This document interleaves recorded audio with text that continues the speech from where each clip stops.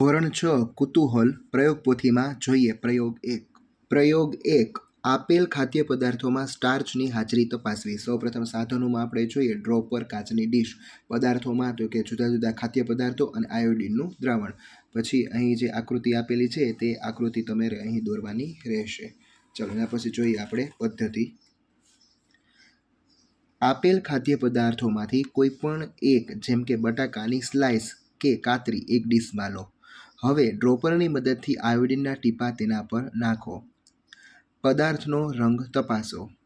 આ મુજબ વારાફરતી જુદા જુદા ખાદ્ય પદાર્થો લઈને તપાસો.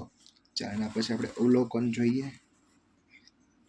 બટાકાની કાતરી, ભાત, બ્રેડ પર આયોડિનના ટીપાં ભૂરો કાળો રંગ આપે છે. આ પ્રયોગ પરથી આપણને નિર્ણય શું મળે? તો કે ખાદ્ય પદાર્થોનો ભૂરો કાળો રંગ થવો એ સ્ટાર્ચની હાજરી સૂચવે છે.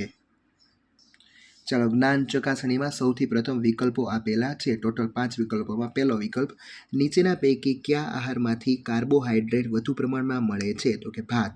બીજું, ખાદ્ય પદાર્થોમાં સ્ટાર્ચની હાજરી ચકાસવા કયા દ્રાવણનો ઉપયોગ થાય છે? તો કે સી, આયોડિનનું દ્રાવણ.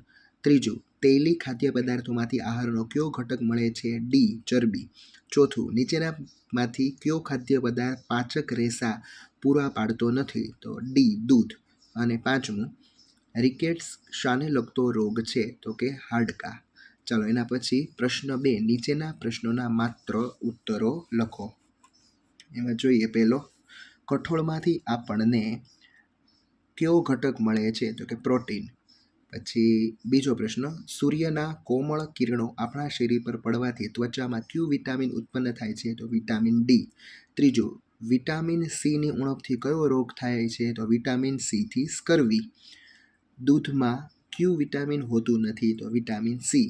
અને પાંચમો પ્રશ્ન, મીઠાની ખેતી કરતા જનજાતિ સમુદાયના લોકોને શું કહે છે? તો કે અગરિયા. ચાલો એના પછી ત્રીજા પ્રશ્નમાં ખરા ખોટા આપેલા છે. સ્ટાર્ચ એક પ્રકારનો કાર્બોહાઈડ્રેટ પદાર્થ છે, સાચું. બીજું, આયોડિનનું દ્રાવણ પીળા રંગનું હોય છે, સાચું. ત્રીજું, ખાટા ફળોમાં વિટામિન બી હોય છે, ખોટું. અને છેલ્લું, મેદસ્વીતા ત્રુટિજન્ય રોગ છે, તો ખોટું. ચાલો અહીં તમારા આ પ્રયોગનું જ્ઞાન ચકાસણી પૂર્ણ થાય છે. Thank you.